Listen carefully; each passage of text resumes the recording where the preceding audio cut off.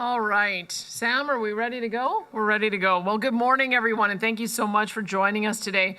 It is such a pleasure to be here with my friend and colleague, Ontario Premier Doug Ford, to take the next step in making Canada an energy superpower. I'm also pleased to be joined by several of our ministers, Minister Brian Jean, Minister Rajan Sani, Minister Joseph Scow, and Minister Devin Drushin, who will all have a role to play as we flesh out this project. I also want to recognize Newfoundland and Labrador Premier Tony Wakeham, who's also in the room with us today. It's so great to have you here with us. Premier Wakeham, yes, thank you. Looking forward to signing an MOU with you next campaign. Nice to see you. But I have also said many times that Alberta's aim is to double our oil production in the next 10 to 15 years and to diversify our export markets. And that means not only reaching global customers, but ensuring Canadians can benefit from our resources here at home. All Canadians deserve a stable, secure, and reliable energy supply. Alberta is ready to provide that stability and be the heart of a more energy sovereign and economically resilient Canada. And that vision is already taking shape as we work to make up for a lost decade of anti-energy policies from the previous federal administration in Ottawa. After signing an agreement last year to work together with Alberta and Saskatchewan to build new pipelines through an economic corridor from Alberta to Ontario, the government of Ontario is here today to unveil a potential route for a new 3,300-kilometre oil pipeline from Hardisty, Alberta to Sarnia, Ontario. Known as the Northern Shield Energy Corridor, this project would pave the way for Alberta's barrier-free access to domestic refineries and markets in Eastern Canada. A new east-west pipeline would move an additional 500,000 barrels of Alberta oil per day, with the potential for a future expansion of up to 800,000 barrels per day.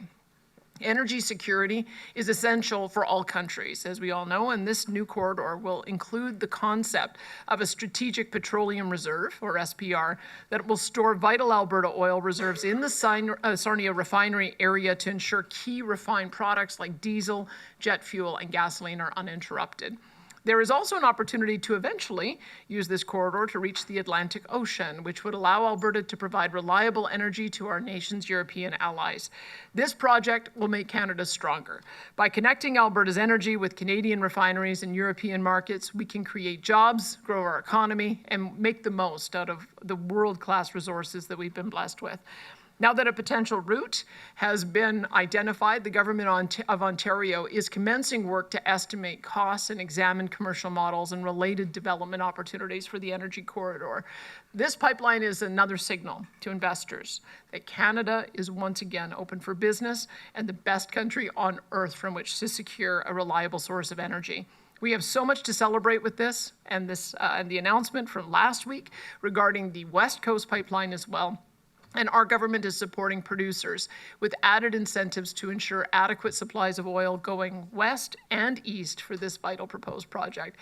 In the space of about a year, look at how Canada's public opinion has changed. It's done a 180 on energy.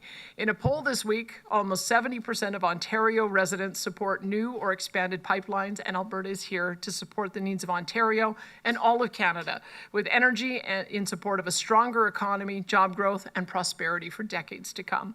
Pipelines have gone from impossible to a national imperative. The Alberta's oil sands have gone from a target to a national treasure. And we're launching the greatest expansion of oil and gas infrastructure and production in decades. Alberta is ready to work with our provincial and federal counterparts, Indigenous partners, and industry leaders to advance this proposed pipeline and energy corridor. And I'm so grateful to Premier Ford, Premier Moe, and the respective governments for being fantastic allies and friends to Alberta. And with that, I'd like to ask Premier Ford to take over and say a few words. Thank you. Wow. First of all, thank you so much, Premier, and what a wonderful host you are. You're a wonderful host every year. I come here, and we're just so grateful to have an incredible relationship, not only between myself and Premier Smith, but all the premiers. And Premier Wakeham, thank you for joining the team. We have a great Team Canada, and you're a great asset. Well, first of all, good morning, everyone, and it's a pleasure to be back in beautiful Alberta, here with my good friends, as I mentioned, Premier Danielle Smith and Premier Tony Wakeham, along with Ontario Ministers Lecce, Oosterhoff, Hamid, PAs Boma, Sorello, and Grewal, as well as Alberta Ministers Drishan, Jean, and Sahini. Is that right? Sahni? Sorry, buddy, I owe you lunch for saying that, messing that up. You come to Toronto, I'll take you guys out. Exactly 1 year ago, Premier Smith and I signed a historic agreement that laid out a plan to build new energy and trade infrastructure to move Western oil and gas to refineries in southern Ontario and send Ontario's critical minerals to new ports in Western Canada, helping to build a true end-to-end critical mineral and energy supply chain. Our government was elected with a mandate to build the most competitive, most resilient, the most self-reliant economy in the G7. We're delivering on our mandate by staying laser-focused on what we can control here at home. We're cutting red tape to a tune of $1.3 billion, streamlining approvals, leading a wholesale reform of government permitting, and lowering taxes and fees. I always say I've never raised a tax. We reduced them by $12 billion. I will never, ever raise a tax. We're diversifying our trading partners, breaking down internal trade barriers, and training the next generation of workers for the jobs of the future. We're unlocking the enormous economic potential of Ontario's vast supply of critical minerals, with shovels now in the ground to build the roads to the Ring of Fire, 5 years ahead of schedule. We're building the future of nuclear energy with the first small modular reactors in the G7 and the first large-scale nuclear facilities in decades. If there's one thing we can all agree on, it's this. We need to take action now to protect Canadian jobs and Canadian families. We need to move quicker, faster, immediate. That is why I'm thrilled to be here today, making progress on our agreement from last year as we unveil the route for the Northern Shield Energy Corridor. The Northern Shield Energy Corridor will include a new pipeline built using Canadian steel by Canadian workers that will bring oil from Hardisty, Alberta, to new and expanded refineries in Sarnia, Ontario, including Sarnia's vital energy and shipping routes. The Northern Shield Energy Corridor would move on estimated 500,000 barrels of oil per day, with the ability to expand to 800,000 barrels per day, bringing new capacity to Ontario refineries and delivering critical redundancy for existing pipelines, while creating good-paying jobs for Canadian workers along with the entire route. The Northern Shield Energy Corridor will create new opportunities for Indigenous people, including equity partnerships, job training, and community investments. I was thrilled to hear from Premier Smith announce last week her government's plan to double oil sands production. There's no place I'd rather bring some of that oil than right here in Alberta, shipping it over to Ontario through the Northern Shield Energy Corridor to fuel our province's economic growth and help create new opportunities for Alberta workers. It's a win-win-win, a win for Ontario, a win for Alberta, and a win for all of Canada. While today is an exciting milestone, there's still a lot of work ahead of us to deliver on the Northern Shield Energy Corridor. Ontario will continue to advance its feasibility study, including by exploring new existing port options for pipeline extensions and potential strategic petroleum reserve. We'll define estimated cost, explore commercial options, and engage further with potential private sector partners. We've launched and will honor our duty to consult with Indigenous communities. This new route will also provide Government of Manitoba and the Manitoba Crown Indigenous Corporation with the opportunity to explore the feasibility of a pipeline extension to the Port of Churchill. The Northern Shield Energy Corridor is a critical next step in building a more united, more prosperous, and more resilient Canada.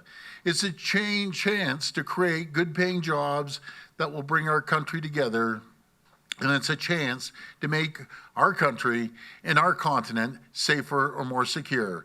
I look forward to working with Premier Smith and all my premiers to get this done. Thank you, and God bless the people of Canada.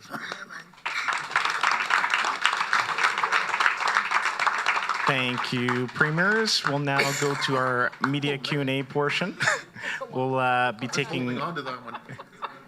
We'll take one question, one follow-up, and a reminder to reporters in the room to please state your name and outlet before asking your question. Media mic is just on the side here. Yeah, to get big arms to get around this fella. We'll go to our first question at the mic. Go ahead.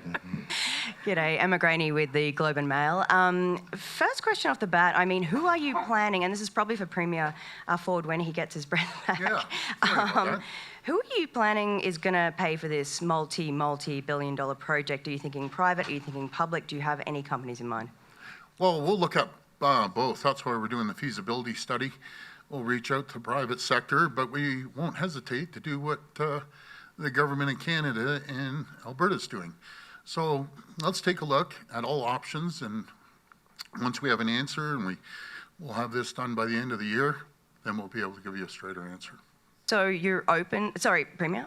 Premier Smith, sorry. I'll just say the thing to remember about pipelines is they're an excellent investment. That's why we have underwritten pipeline purchases and an equity stake for First Nations, because they are revenue generating projects. And so ultimately who pays for them is the people who use them, the shippers. They pay through tolls.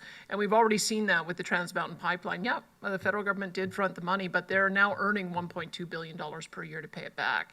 And that's why it's a bit of a different type of infrastructure question than whether you're building public infrastructure, because it is a revenue generating business. And so I'm looking forward. I always hope that we can have private partners come forward on this, because that also allows us to have the market discipline. But I'm grateful that Premier Ford is willing to look at all the options. I just want to clarify, and then I do have a follow-up. Just clarify, you're open to it being paid for by taxpayer dollars?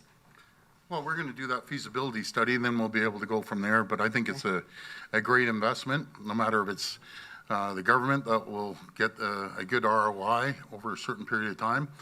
I always prefer looking at the private sector investing, and I think it's going to be an incredible project.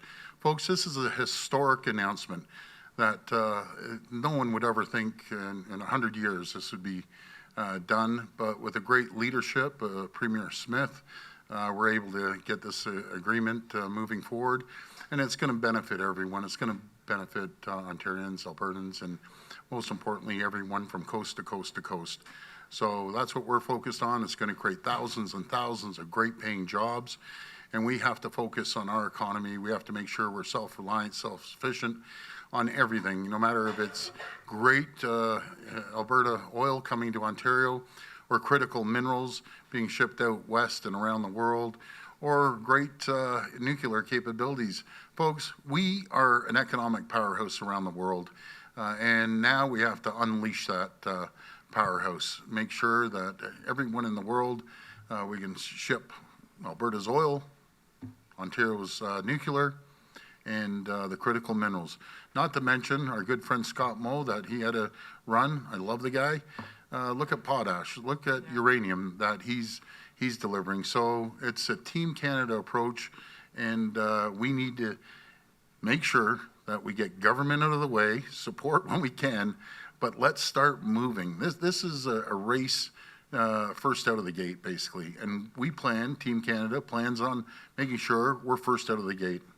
And my follow-up here, and speaking of Team Canada, have you spoken with Premier Canoe about this? How does he feel about it? And how do you envisage a kind of Arctic gateway situation? Because that was going to go kind of through the north, and this is very much south, so it would make that a lot more expensive. Well, I think the world of Premier Canoe, I've said it 100 times, I think the guy's a champion.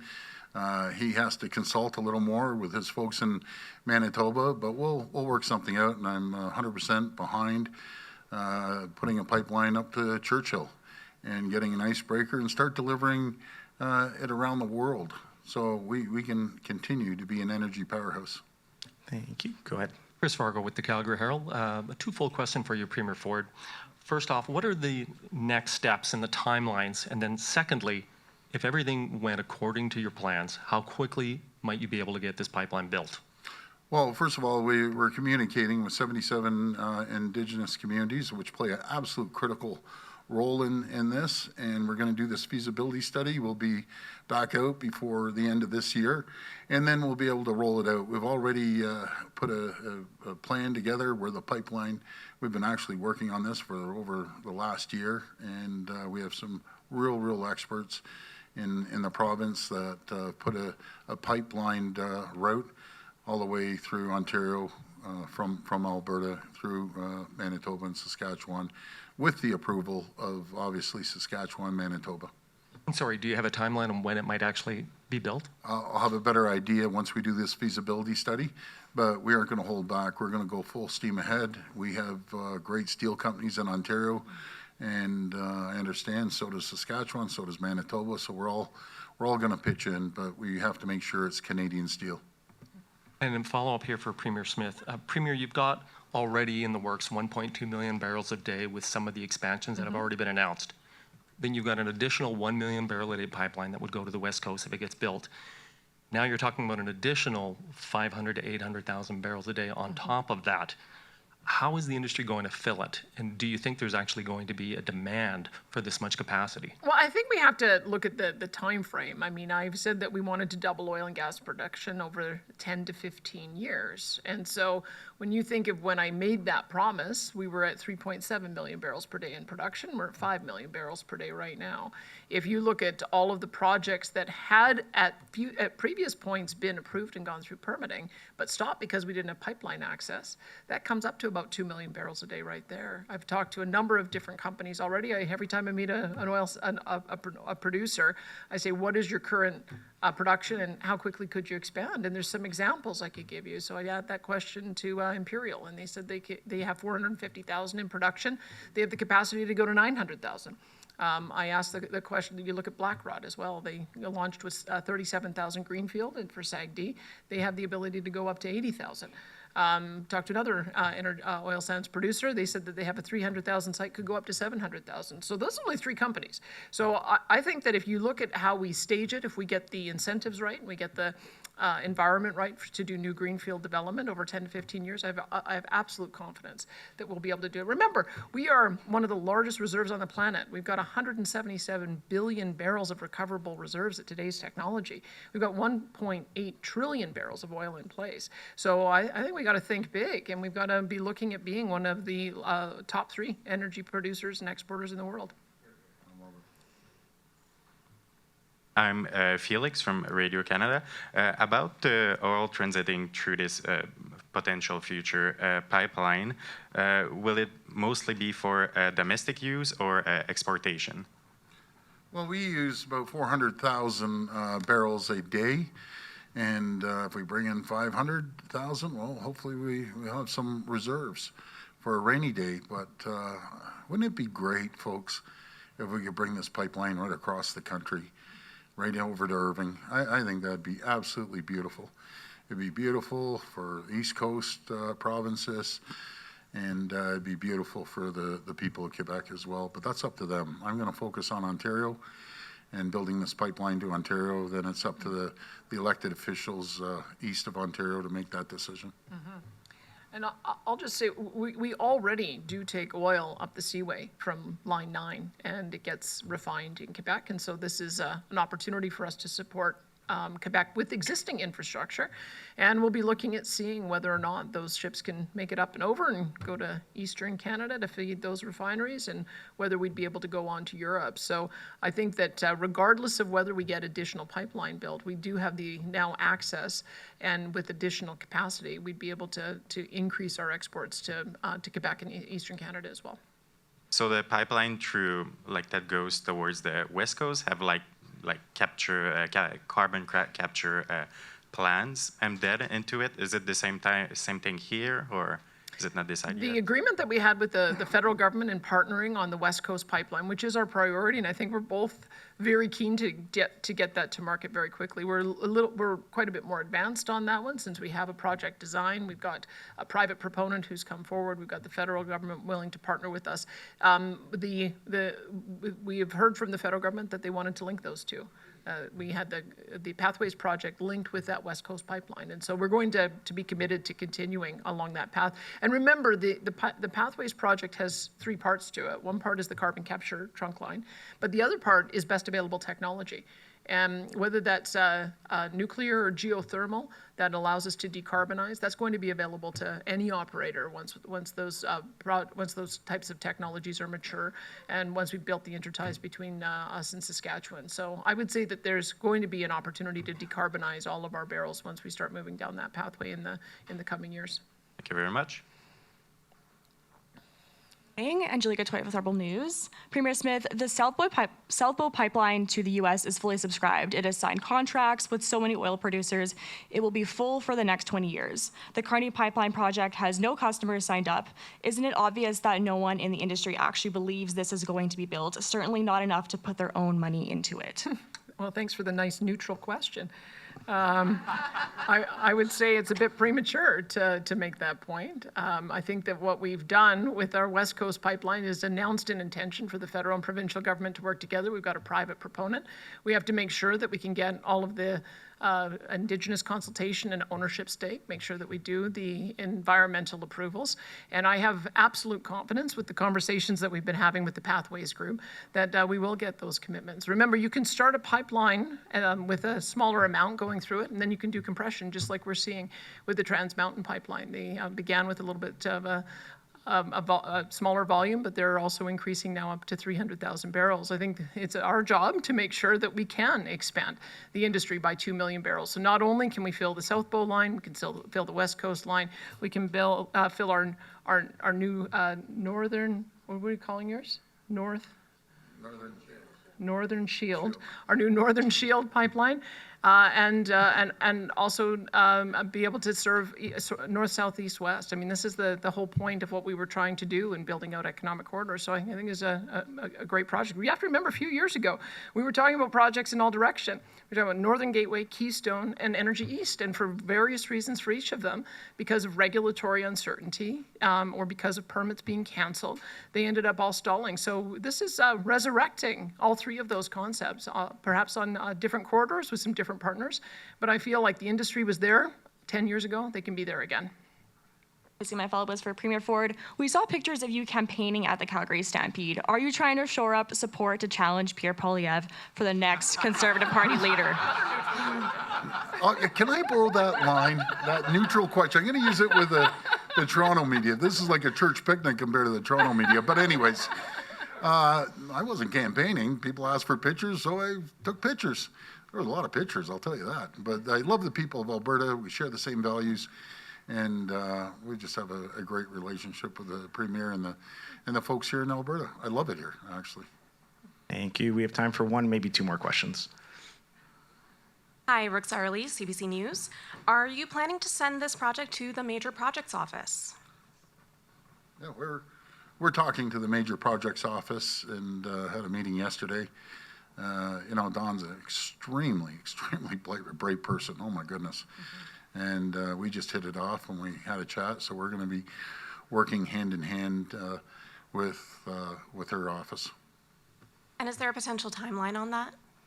We're doing it right now, actually. We're working alongside with them. So we're going to keep digging deep and crossing the T's, dotting the I's, and making sure it's a feasible project, which we believe it will be.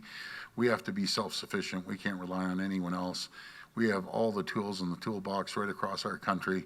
Let's unleash those, our economic strength and create more. This is all about creating Canadian jobs and Canadian families and putting people to work with great paying jobs.